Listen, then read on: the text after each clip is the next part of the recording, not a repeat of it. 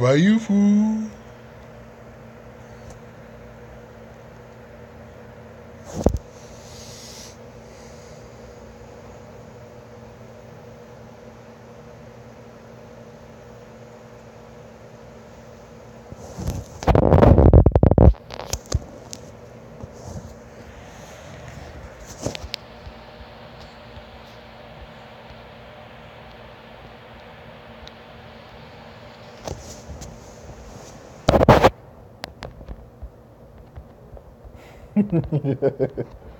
What's up, Ward?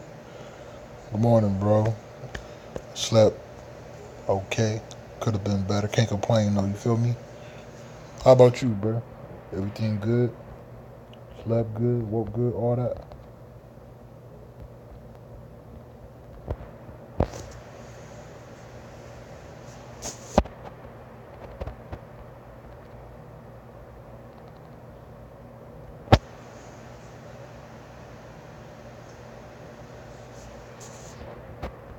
They took Nipsey Hussle. Nipsey Hussle died?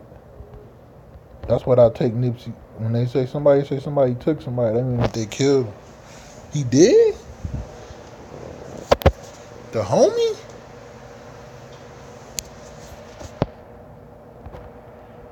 Yeah, he must be dead. People talking about it. I mean, he gone. Damn.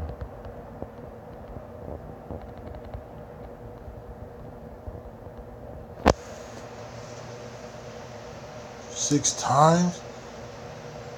Oh my God. Wow, bro. That's crazy.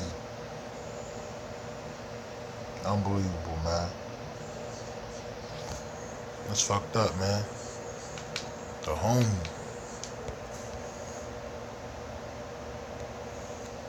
That's overkill, low key. 6 times, man. That's like Pop. Shit, I think Pop got hit 6 times too. Like,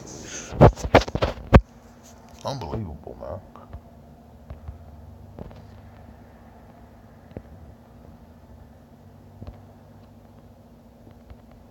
His second strong attack is Dookie. It's like a vortex that just don't expand. It's whatever. Fuck it.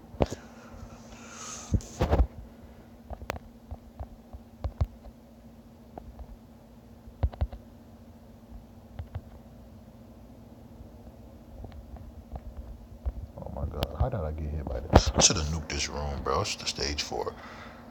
About how they was shooting at 3 people. He the only one that got hit and died. Fucking not miracles. Fucking destiny, man. Shit like that happened. I mean, that shit was just fucking destined. He got hit. He got hit. On the clip.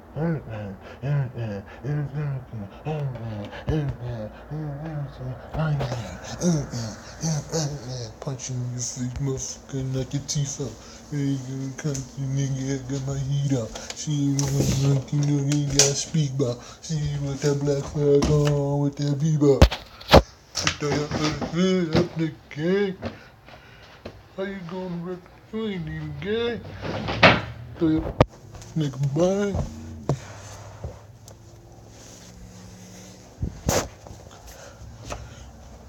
Play game or nah.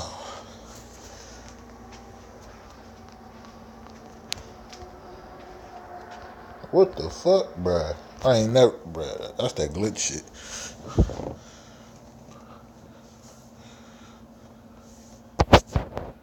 Oogie duggy. Man, Juice got that work, bro. Yo, you sure got link slots? Bro, I keep getting hit, man. Playing like a bum.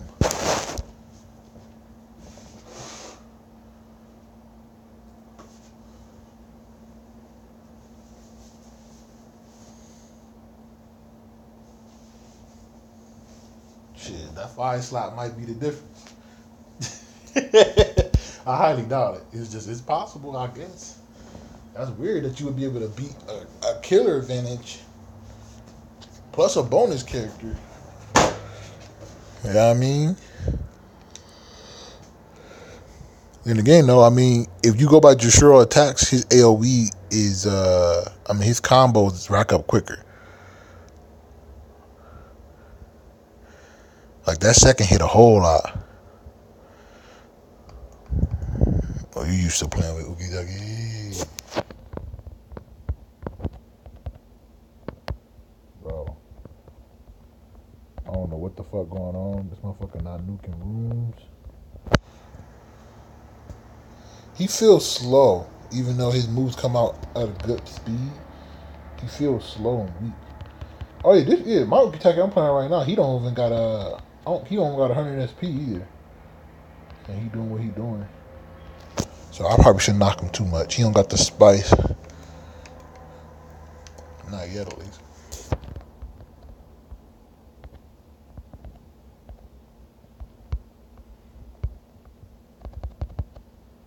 They made a match receiver a fucking boss, bro. Come on, Caleb, with the jokes.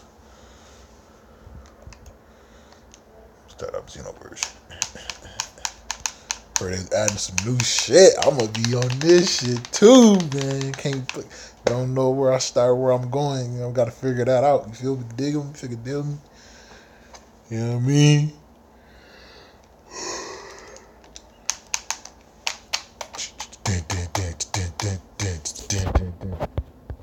Yeah, that was slow.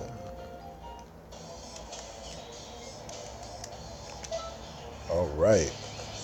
Ron card times 2, melee. All that.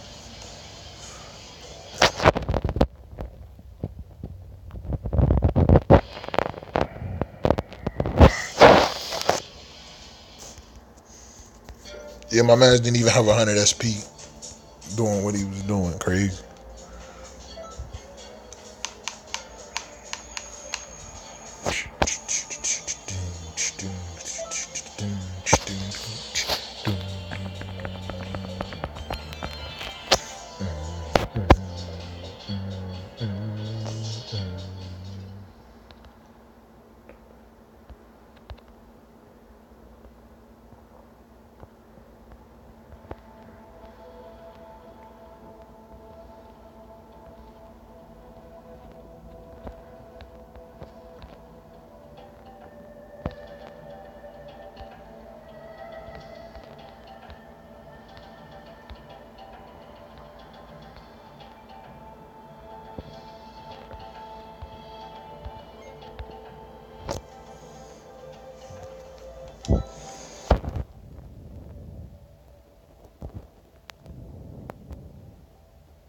I'm playing Dragon Ball Xenoverse 2.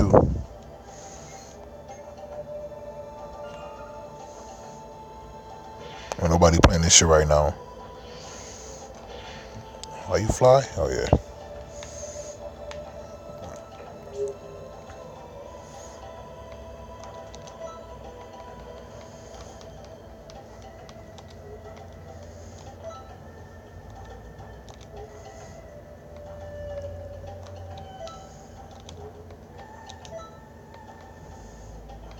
Put on my da da da da da.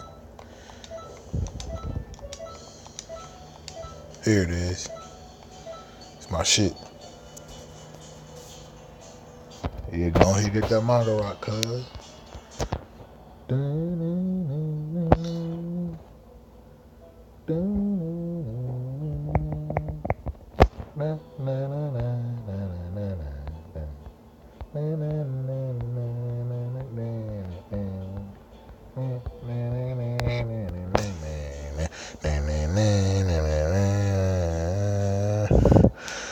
Yeah, bro, I feel you, bro. Just know I love reading manga. Fuck all that reading text shit. That shit whack. I'm sorry, like that shit. It don't compare, bro. Like I hate not being able to see what I'm reading. Like it's good to hear the story. Just it's better to see it. Like I'll be damned if somebody say, "Oh, I heard it," and it sound better being heard than seeing it. Actually seeing it, like yeah, right. Fuck that. I don't see it possible, cuz. No way, no how. I ain't having it, bro. Oh, they got the Dragon Ball. Oh, we look at these downloaded content, cuz. What? Vegeta Blue, Rose. Kefla, Goku, got that. What's this? I don't got Gogeta or Broly though. 10 bucks.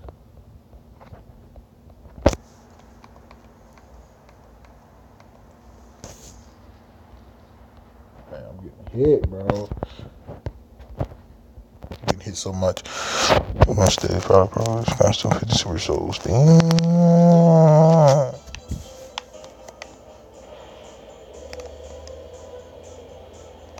Man, fuck Vortex. Yeah, I got like.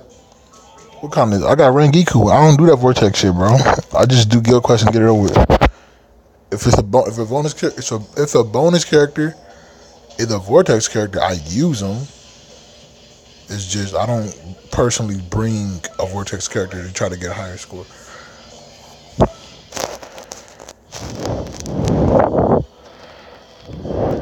Nah, fuck all that imagination shit. I want to see. Like, for example, you read, he grabbed him by the throat, slit his throat, threw him in the air, pulled his leg behind his head, stuffed it in his throat, have the head roll back. Like, what? Like, bro, you want to see some shit like that, bro? Like, how? How did you do that, man? Or like, in like Ken for Your Own World novel, how they was describing how the main villain Tokinada, how he was using people's. Bro, I ain't gonna spoil it for you. Just know what he was doing, how they was describing that shit, bro. I use my imagination. It's just, bro, if you could see that shit, oh my gosh, bro. Bruh, dude. I wish I could find that stream where I was reading that shit, bro. I'm gonna try to find that chapter and read out what the fuck was actually happening. Man, that shit was crazy, dude. Like, you telling me reading this is better than fucking seeing it? Like, you, no, hell no, you tripping. Let me see with my phone. I'm about to see if I can find the chapter. It'll be a slight spoiler, brother. Slight spoiler. It's just listen to this shit when I find it. You happen to know where I can get the translated novel? I read it on Reddit.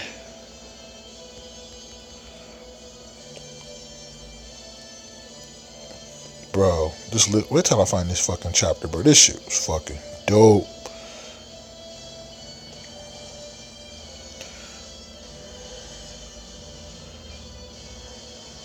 I think it's before this one.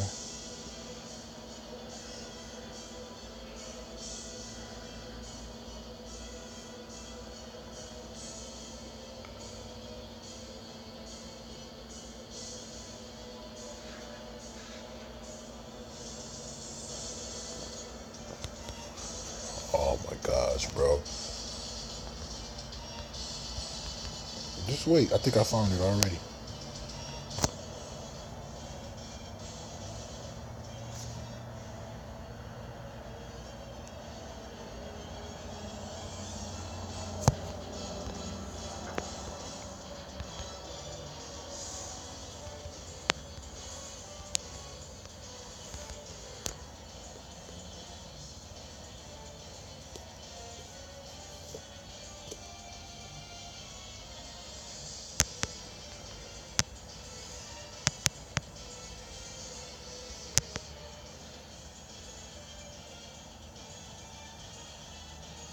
Oh my gosh, I think I found it, bro. Oh shit.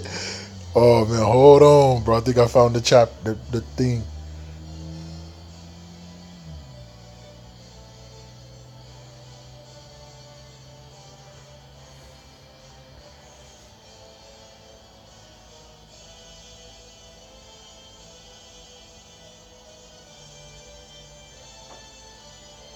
Oh, I think I found it, bro. I think I found the fucking chapter.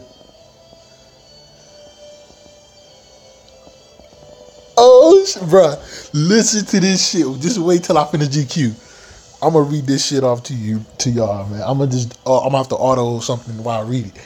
This shit is fucking crazy. You can't, bro. Just wait, watch, listen. I'm gonna have to record this shit too, so people can fucking hear this shit on stream. Well, on YouTube. Tell me reading is better than fucking seeing this shit. Like, just, man, no. Just wait, bro. I found it. Oh my gosh, it's looking good.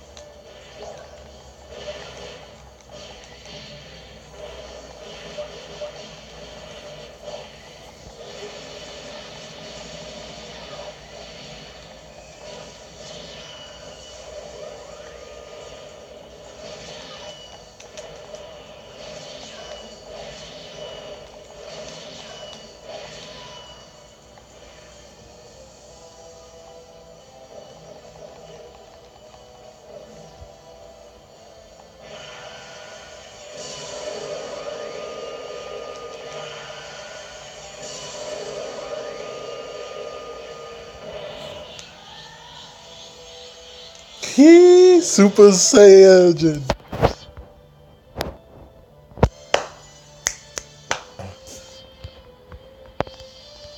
Oh, I'm already fucking up. Grabbing soul bombs.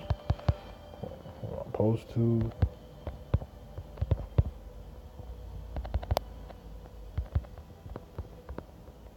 Man.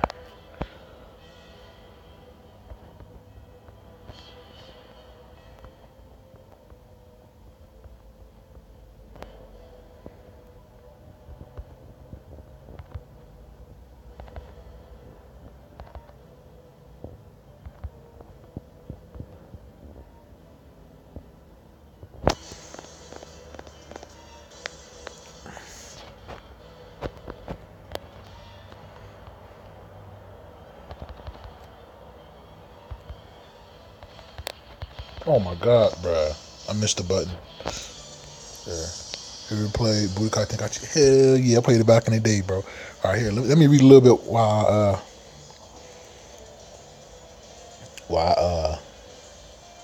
wait.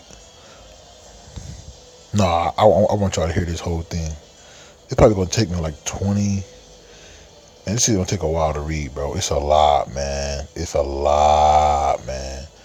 A lot. Probably about 30 minutes, 20 minutes to read this shit. So, yeah, Budokai Tenkaichi 3 was dope as fuck. I love the clashes on there. That's one of my favorite things about Dragon Ball, the clashes. The beam struggles and shit. Shit tight.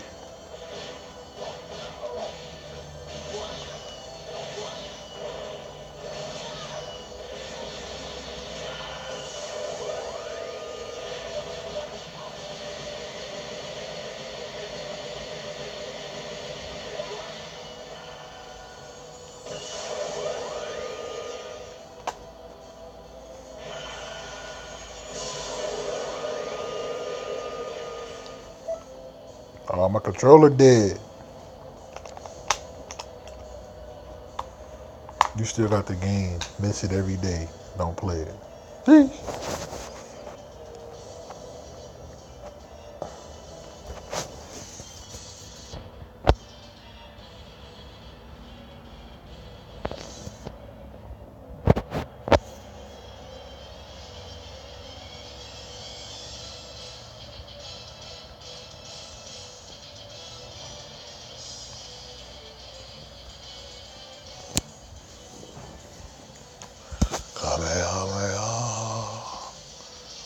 Don't you play Dragon Ball Legends War? Go ahead.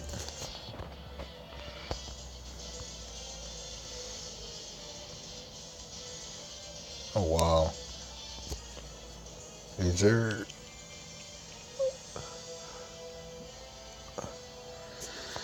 You finished Go Teach yet? Have you started on Go Sinks?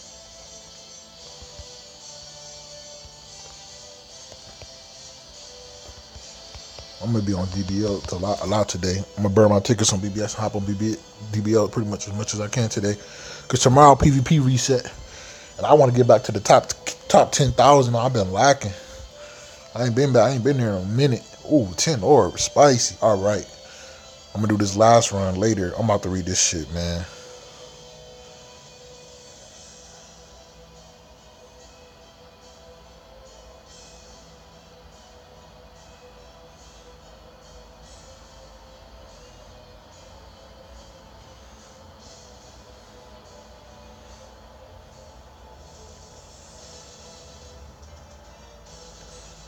No? Oh yeah, that's right.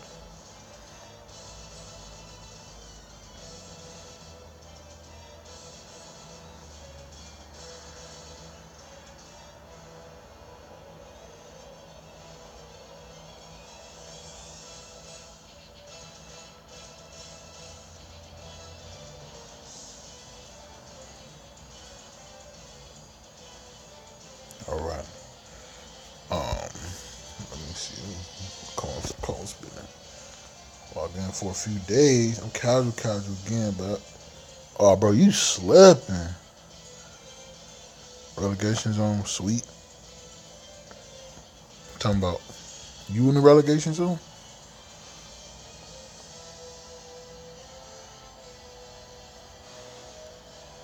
Alright, listen to this shit.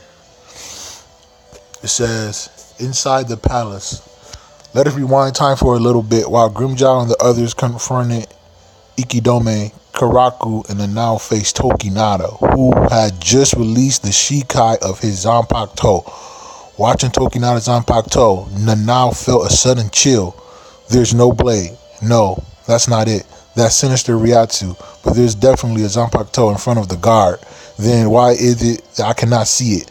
There was a flash of light before. So does this Zanpakuto manipulate light as well? If that's the case, then perhaps the blade cannot be seen because of the refraction of light.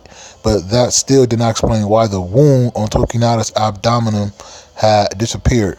Voicing Nanao's doubts, Karaku asked Tokinada warily. Apparently that Zanpakuto is no simple threat. Would you perhaps be kind enough to explain its abilities?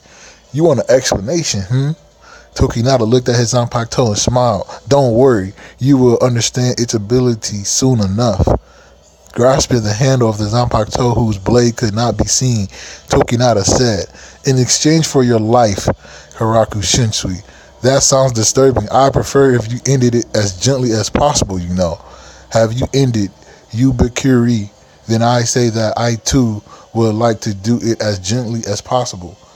Of course, it's better to not have the trial at all rather than have a bad one. I wouldn't mind dying, but the upper nobility makes such a fuss. Karaku, who himself was the senior nobility, spoke bitterly. Tokinada spoke. Oh, please, you are still a far cry from the house of Tsunashiro. The family has guarded Soul Society's history for 1,000,000 years. We are talking about judgment here, right? But let me assure you, I will reveal the truth behind it all. Then he says, hearing Karaku's soulful tone, Tokinada burst out laughing. Ha ha ha ha ha. You must take me for a fool. Is that how you plan on plucking off my wings with your nonsense? What a joke, Karaku. The 4 great noble houses already have far too many wings from time they were born. In exchange for their might, they act as the pillars supporting the 3 worlds on their own, as the Soul Society's cornerstone. Karaku's voice was dripping with irony. Nanao had often heard Karaku mention the liabilities of the nobility, but did Tokinada understand its meaning? Are you saying that the descendants are in no position to speak as they themselves did not pollute their own hands? Well, at least there's one thing we both agree on, given your position. Tokinada sensed something move behind him and reflexively moved aside, thus mitigating the damage from Yoruichi's kick, but her turning kick caused him to be blown off. Sorry, your conversation was too long. I got impatient. However, another Shinigami ahead of Tokinada before he could recover. Bankai, Tekken, Tachikaze. Mugurama's knuckles blades made contact with Tokinada's body, and a chain of blasts exploded outwards from his fist, blowing away Tokinada's internal organs, strewing them in the opposite direction. An improvised collaboration. You were quick on the uptake. At Yoruichi's rough tone, Mugurama looked down at Tokinada. Is he dead? But don't let your guard down, although it was overkill on your part. So that blade is invisible after all. He could not imagine what sort of ability it possessed, but it was always feasible to be worried of something that was invisible. No, for a moment there, it felt like I could see the blade, but that was only for an instant. Yoruichi moved closer, but suddenly stopped short. What's going on? Her feet, which had just been slashed by the invisible blade, felt very heavy all of a sudden. In the few seconds when she stopped her feet with a sense of discomfort, Tokinada stood up laughing. Well, whoever said I was bad at acting? His kimono was torn up, but the gashes upon his body had disappeared. You're unscathed? At Mugurama's question, Tokinada's smile widened as the others intensified their vigilance. Tokinada gripped the handle of his Zanpakuto tightly, a Zanpakuto without a blade. I won't die so quickly, but I wouldn't want to be suffering in the most ridiculous manner possible when I do happen to die. Listen. Tokinada spoke slowly, turning the hilt of his Zanpakuto at the same time. When Tokinada spoke to Karaku and the others, something else was happening up in the sky. Hikone was heading up towards the air, watched by the Quincy's and the Ronkars. A cold feeling struck the Shinigami down below. Even Ikaku and Yumichika, whose gaze was fixed upon Hikone facing Kenpachi, felt it too. Karaku sensed another Ryatsu as well, the Ryatsu of a beast welling up from the ground. Grabbing Anao's hand, he sprang aside as the bear-sized spiritual figure passed by them. He could feel the danger of getting close to it run through his entire body. It was a large spear and 3 meters in diameter, with gigantic fangs protruding from its muzzle. Karaku's eyes widened as he recognized the creature. This is the one close to him was not the only one. There were quite a few of them across the courtyard with their gaping maws. The technique used by Karaku's old friend, Kenpachi Kurayashiki, the 7th generation Kenpachi. Gaku Kairo. What's wrong, Karaku? You look like you've seen a ghost. Does this look familiar?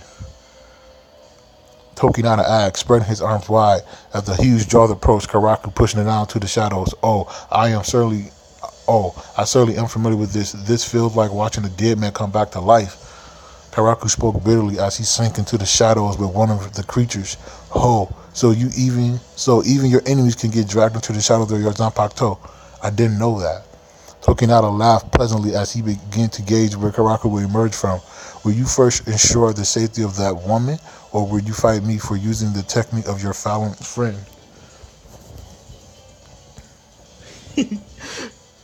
Tokinata provoked. As if in response, Karaku answered by letting his blade protrude from beneath Tokinata's feet. Tokinata jumped back to avoid it, but Yoruichi managed to get close to him. As every cell inside her feet seemed to scream out in agony, she somehow unexpectedly managed to drag her feet towards Tokinata and tried to aim a kick. But then, a swarm of sakura petals swirled around her leg as blood splashed out. Fortunately, the wounds were not very deep. If she had actually kicked him, the tiny petals would have chopped her leg off into fine dust. Sound familiar? There's no mistaking it. It's Byakuya's. Yoruichi's gas. The blizzards of blaze had already disappeared. Oh no, don't tell me. Glancing at the fleeting appearance of the blade, Karaku realized the true ability of Enraya Koten. The heaviness in Yoruichi's feet, disappearing scratches and gazes, the gorging monster of Gakukuro Kaio, and finally the squall of petals symboling Sakura. Upon watching the last two in action, it was becoming undeniably clear.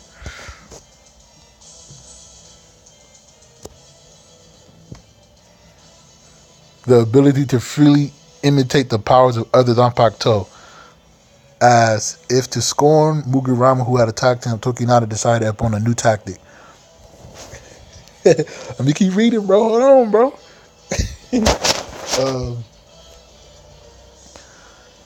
He suddenly struck one knee to the ground, hit the ground with his fist. In his fist was clasped a disc-shaped blade.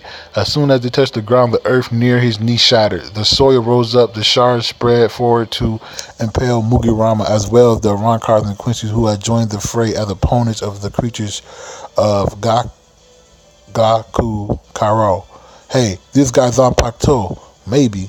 Mugiwara diffused the debris with his Zanpakuto and landed next to Karaku Nanao, who had emerged from the shadows. He expressed his doubts. Karaku mouthed off the names one after another as if confirming Mugiwara's doubts. Let's see. Wabisuke, Hisagoromaru, Senbonzakura, Chishu, Chi, Mazu. When Karaku mentioned the last Zanpakuto's name, Tokinata smiled as though in admiration. My, do you know the names of the Zanpakuto of all the seated officers? This Zanpakuto belonged to Kurodami, the Shinigami who had been in charge of Karakura Town. Well, I am the captain commander of the Gotei 13 after all, but I didn't think it was possible for Hisagamaru to mitigate such great damage. It depends upon the Ryatsu of the wielder. Hisagamaru is useful. When Shinosuke's brother uses it, it may not be that potent. But since I am the one using it, even fatal wounds do not pose a threat to me. Hisagoromaru, the Zanpakuto belonging belonging to Hinataro was not a sword meant to harm. It healed the injuries of its target. Karaku guessed that Tokinata had activated its ability before Mugirama had attacked him by cutting his own body. But Hinataro's Zanpakuto could not have healed such immense injuries. Is Tokinata really adjusting it with its own Ryatsu? When Nana realized that, Yoruichi failed to hit Tokinata because of Wabisuke Izuru Zanpakuto. She shivered and told Karaku, "No way, surely he can't use them all freely. There have to be some limitations." Karaku was carefully scrutinizing Tokinata's face to see if he gave himself away, but Karaku did not have the luxury of time as Tokinata utilized the next wave of attack. A maelstrom of ash swiftly surrounded him. "It's Haniko." Nanao screamed as she recognized it. Karaku tried to avoid making contact with the whirlwind of ash, but he was also cornered by the creatures generated from Gakaku Kairo. There was nowhere to run since the swirling ash hindered the creation of shadows. Tokinata anticipated this and pressured him further. Hado 58, Tenran. A tornado rolled up. The wind and ash tried to wrap around Karaku with great speed. He barely managed to escape the ash using Ho-Ho, but another problem arose. Tokinata's Kido had scattered the ash over a wide area, and the others all fell into the grass one after another. But then, Cascada, a waterfall, swept away the wind, the ash, and the creatures altogether clearing the air. I do not recall this ability belonging to him. Halibel spoke, recalling how Hichigaya's subordinate had used it against the trade Beasta in Karakura Town. She turned her attention to Tokinata's Zanpakuto. And about those creatures, it is similar to Aranero's ability, Gluttonaria.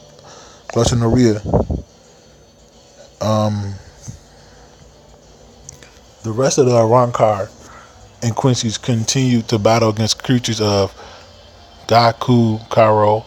They realized that their present source of danger was no longer Hikone, but Tokinata.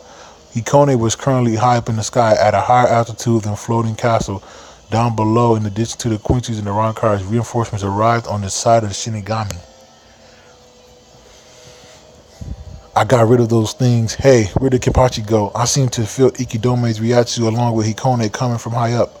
It was Haraku. Captain Haraku, you're safe. Haraku grinned at Karaku as he joined them. Of course I'm fine, but I suddenly saw Rengeku's Haniko and I was wondering.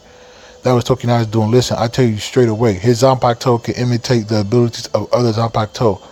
At least we've seen 6 of them in action so far. You serious? Damn, more trouble. Hiraku spoke fervently with a sinking feeling in the pit of his stomach. If he uses the abilities of Sakanade, can you flip it back by using your own Sakanade? You know, left is right, down is up, back is forward. The idea is fascinating, no doubt, but it'll be difficult, but I'll try somehow. But if it's the Bankai, we're finished. It ain't over yet. I'll still read it. Haraku looked around. There was quite a lot of people. He had been using Sakanade for a very long time, so it was easy enough for him to understand how the reversal would benefit him the most. But to counter this with ability while he himself was using Sakanade will be next to impossible, since he would have to completely focus on complicated calculations with his head, exposing him to dangers of using multiple Zanpakuto by Tokinata. Just thinking about it, it is frightening, isn't it? Tokinata sneered as Halibel directed another stream of water towards him. Tokinata countered. The surrounding flared up as the ground was set ablaze. The water manipulated by Halibel evaporated instantaneously. Ryujin Jaka, Karaku gasped, recalling the time when he and Ukitake had confronted Yamamoto in order to prevent Ryuki's execution.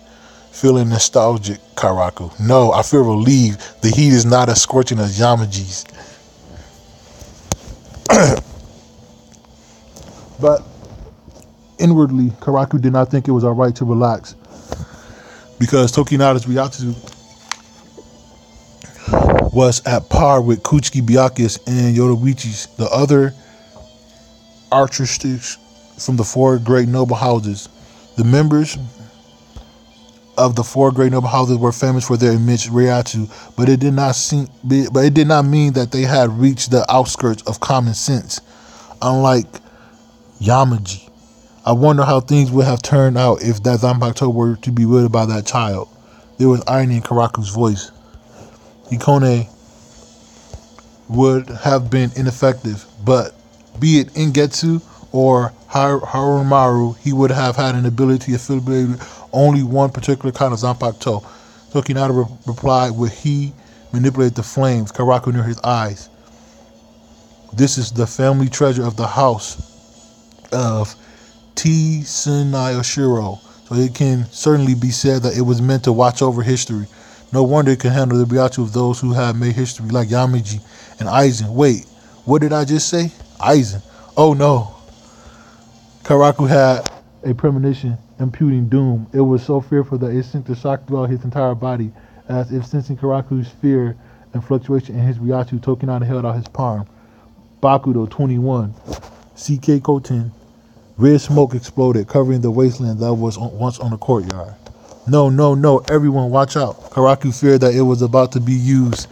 To be honest, from the time he had figured out the Zanpakuto ability, the possibility of it was always present within his subconscious, but he was so afraid of that thought that he had pushed to the back of his mind. Don't look, close your eyes. Karaku's brain was screaming out. He wanted to warn the others, but he felt like his throat had stopped working, almost as if on cue. Tokinata's voice rang out loud and clear. Da-ru-ma-san. Wait, what? It was one of the techniques Captain Kotsu. When the enemy has launched an attack using Ryatsu, this technique traces their Ryatsu and travels toward them using the shortest distance possible. The fact that the technique was activated meant that if Tokinata was seen, the opponent wins and lands a fatal blow. In other words, if Tokinata is not seen, then the opponent loses. The first thing Karaku's mind registered was Nanao's fluctuating Ryatsu. Is she using Kido to try and clear the red smoke, or was she trying to set up a barrier? Karaku had no choice but to open his uninjured left eye in order to protect Nanao, but what he saw approaching was not the scimitar of Katen Kokotsu, but a sword with a spearhead attached to one end of a floor structure extending out from a whip. Is this Rose's come from within the smoke? Was he bluffing? Have the game not been activated? I can't close my eyes. It's the Rama-san. It is a flawless technique. The blade was approaching Nanao's blind spot. I can't do anything if my eyes are shut. Such thoughts rapidly crossed Karaku's mind, finally leading to one deadly conclusion. Oh no, Karaku yelled out in panic. Close your eyes, don't look.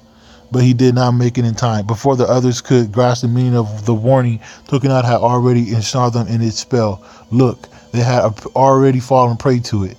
To some people, approaching blade appeared to the numerous petals of Simbonzaka. To some, it appeared to be the hungry maws of Gaku Karo. To some, it was the ash of Haniko. Even Haraku, who had figured out it at around the same time Karaku did, saw the extending blade of Shinso approaching him. He had heard Karaku's warning, but his battle-hardened optical reflexes made it impossible for him to close his eyes. There was no avoiding it. A sound was heard, as if the surroundings shattered like a glass. Karaku and Haraku expected this, but the rest of the Shinigami and Rankars were startled as they finally realized what was going on. The Quincy's, who were unfamiliar with this, looked confused, skeptical. As soon as they began to fathom the situation, that was when the Shikai of Aizen Sosuke Zanpakuto Karaku Suigetsu shattered. Whatever is going on down below, just how big is this damn tower anyway? Hisagi kept running frantically within the palace, seeking a way out. Although it was true that he had left the throne room, the exit to the entire palace was nowhere to be found. However, with every step he took towards a certain direction, he could see the various Ryatsu getting closer to him. Earlier, he had sensed Kikone's swollen Ryatsu clashing with Kenpachi's violent one. I just hope I'm not too late.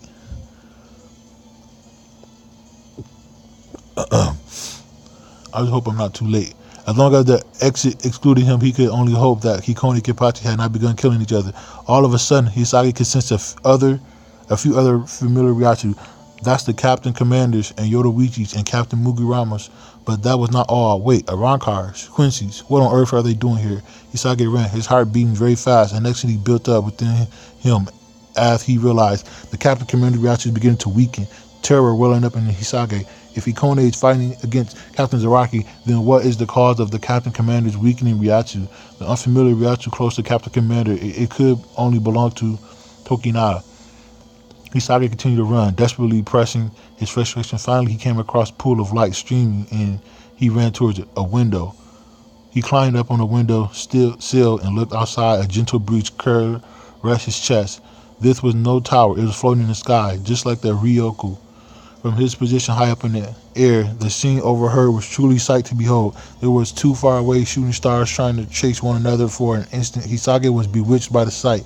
He then looked down towards the direction of Kairaku's Ryatsu and squinted. Oh my goodness. He noticed that Rancard and Quincy's on the Shinigami side, and one single Shinigami was pressuring everyone in the battlefield. Without hesitation, Hisage jumped from the window sill, heading for the battlefield spreading beneath him. He was not aware that the darkness of the Soul Society would soon envelop him in that very battle. So, yeah. That's it.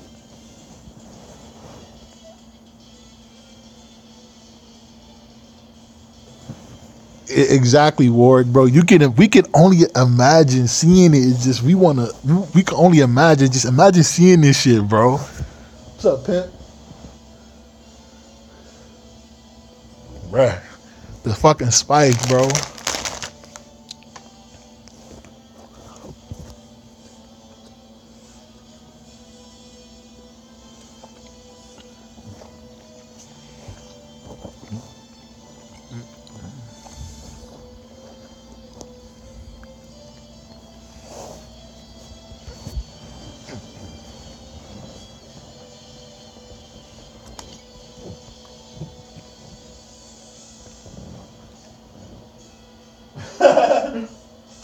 You gotta close your eyes. What you about?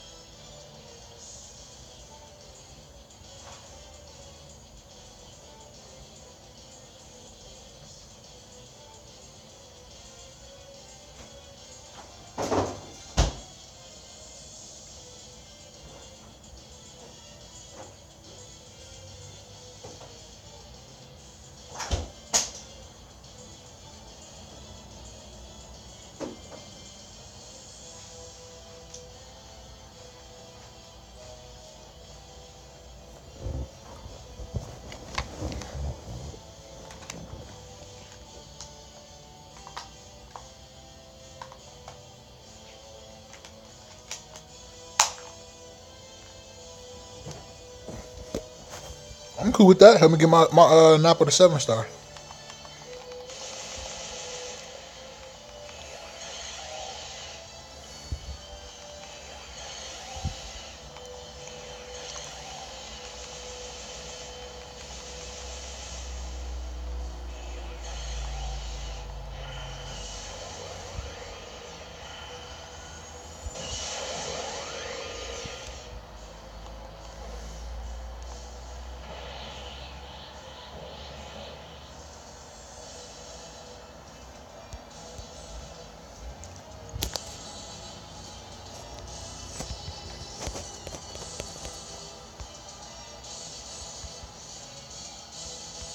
You'll use them, bro. You can't sell them.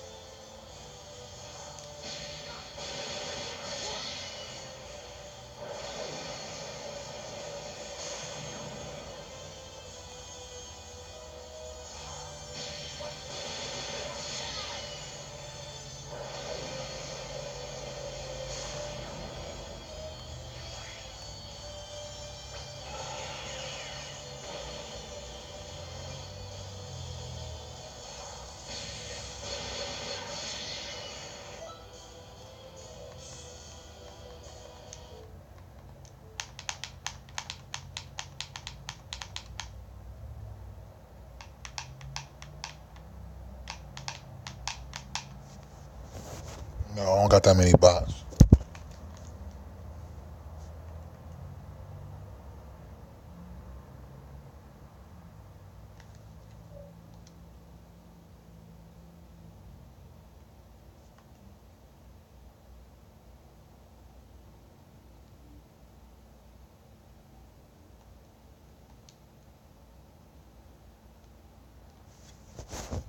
I don't play online like that, bro.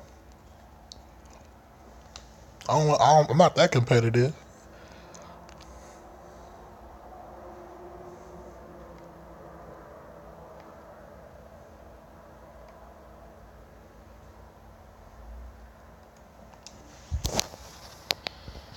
Sal is pretty much irredeemable, going to great lengths to show he was the perfect being, and doing terrible things as a result. But like any good anime villain, he has a few good traits. Sort of. A better way to put it is that Cell has some moments and personality traits that show he can be a decent dude if he wants to be. So let's take a look at some of Cell's more chill moments, even if there aren't a whole lot of them.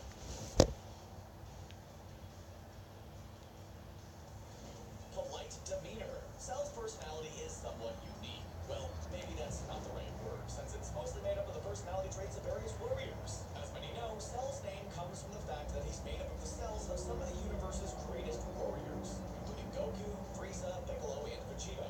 This resulted in Cell having the combined power and then some of each of the warriors that went into his creation. It also gave him the personality traits of these warriors. Cell still has his own personality, but the traits of other characters can be seen in his behavior. For example, his desire to fight strong opponents is derived from Goku and Vegeta's Saiyan biology. His intelligence and strategic mind can be seen as a trait of Piccolo's, and his polite demeanor likely comes from Frieza. Now, it'd be the stretchiest of stretches to say that Frieza is anywhere near the realm of nice, chill, or otherwise good and pure. But he's nothing if not polite and formal in his mannerisms and speech. Cell inherited this polite demeanor from Frieza via his DNA. But, we're not sure if that's how it works. And we don't have time in this video to debate the old nature versus nurture argument. Regardless, Cell's somewhat polite in both his formality and in the honorable way he conducts a battle, at least for the most part. Where some of Cell's traits came and went with his transformations, his politeness stayed throughout each of his evolutions, meaning it's actually one of his strongest traits. This formal demeanor has not only given Cell some chill moments throughout his saga, but it also means he knows how to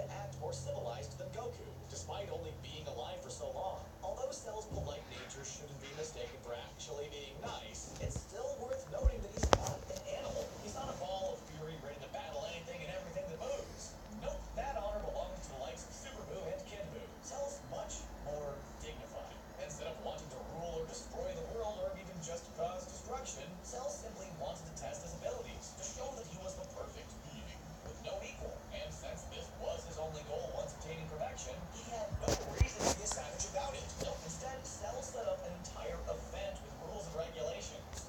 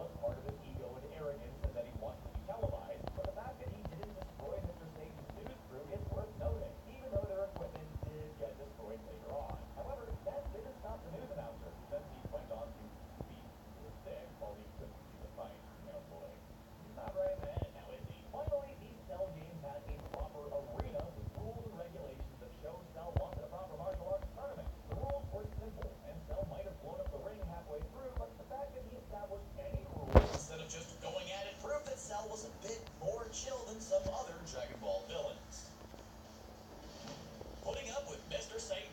There was one more thing that occurred at the Cell games that proved Cell wasn't as bad of a guy as he seemed. The way he dealt with Mr. Satan and his pupils. Cell wasn't a good guy by any means in the first rounds of the Cell games, if you could even call them that. But he could have done much, much worse to the people that first stepped into the ring. Of course, we're talking about Karoni and Kuroshki, Mr. Satan's pupils who stepped in to challenge Cell as his first opponents. These two were nothing more than plain old, if not a bit eccentric, martial artists. And because of how highly they thought of themselves, Cell had every reason to just obliterate them from the ring, show off to the cameras how powerful he really was. But he didn't. Instead, he just stood there, let his energy do the talking. By which we mean the energy that Cell was exuding was enough to push back these weaklings. Both pupils being blown out of the ring just because Cell's energy was so freaking strong. But Cell didn't just kill them like Frieza or Boo would have done. Instead, he just made examples out of them, which didn't actually work to deter Mr. Satan from eventually stepping into the ring himself. Yet, even though Mr. Satan was far more annoying than his pupils, Cell actually let him do his theatrics. It's hard to believe when we think about it. Here's this eccentric, crowd-pleasing dingus who's told the strongest android ever created that he beat him up like he beat up a pile of concrete tiles. And Cell didn't just end him on the spot. Instead, he stood there as Mr. Satan attempted to attack him, kicking and punching without dealing any damage. Mr. Satan's punches would have ticked off the likes of Frieza enough to take him out, but Cell kept his composure and acted rather civilized throughout the whole thing. Heck, he didn't even have a problem with the news team claiming that every one of Mr. Satan's attacks were successful, effective, and powerful, all of which were untrue. Of course, Cell eventually had it up and just straight up slapped Mr. Satan into the cliffside, but still, he kept cool for a while. It was a baller move on Cell's part, but even then, he didn't kill Mr. Satan. He just dealt with him in a quick, decisive way. It might have been because he saw Mr. Satan and his pupils beneath him as not worthy of his power, but it's worth some good guy points that Cell didn't just straight up end the lives of all three of them. Educating Trunks. We've covered this subject a few times already, but let's take another look at it from a different perspective. Of course, we're talking about Super Saiyan 3rd grade, the form beyond Super Saiyan that both Goku and Trunks were. Despite not being much more powerful than a regular Super Saiyan, the form was actually incredibly weak. The reason being that by increasing muscle mass, the user's body became weighed down too much, and even though their strength is greatly increased, they become too slow to actually utilize it. Goku first happened upon this form while training with Gohan in the hyperbolic time chamber, knowing its great strength, but choosing not to use it because of its major flaw. Instead, he chose to advance his normal Super Saiyan form to push it to its full power and forget about Super Saiyan 3rd grade. Unfortunately, Trunks didn't catch on to the disadvantages of this form, and like Goku, Trunks achieved this form while training in a hyperbolic time chamber, but it was a secret because he believed it to be the next level beyond Vegeta's Vegeta form, which was just Super Saiyan 2nd grade. Because Trunks didn't Goku's pride, he didn't break it out until it became necessary in his fight against Cell. After Cell achieved his perfect form, Trunks decided he needed to bring out the big guns, by which we mean his muscles.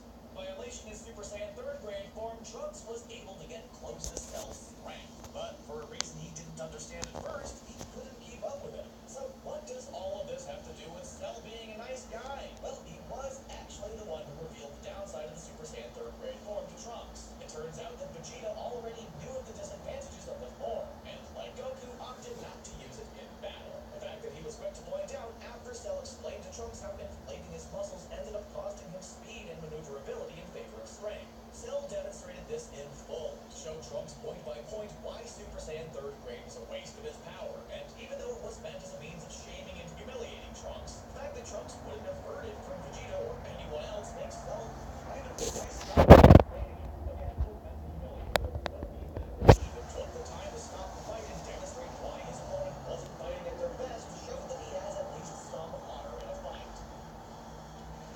Bearing Goku. Way back in Dragon Ball, Goku was a bit more relaxed when it came to taking lives, as seen in the Red Ribbon Army saga.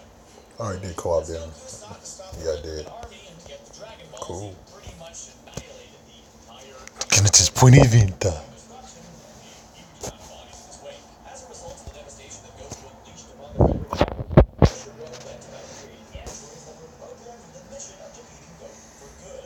This resulted in Android 17, 18, and 19, all of whom were made with the goal of ending Goku's life. Android 19 was destroyed, and Android 17 17 and 18 eventually became good guys. So Dr. Gero's plan for defeating Goku didn't come to fruition with his numbered androids. But androids 17 and 18 still act cold and annoyed with Goku since their programming tells them to hate his guts. But Dr. Gero had a backup plan. Now, although the bio android wouldn't be ready for a few more years, he eventually found his way to Goku's time via Trunks' time machine. And like android 17, 18, and 19, he was programmed to absolutely hate Goku. Sort of. Like the androids he had to absorb to become perfect. Ooh. Alright, I got enough. Alright, y'all, I'm about to cut the stream. Y'all see the tickets finna summon. And hopefully the video up before I go to work. So yeah. Peace out. Show me the rainbow, Kayla.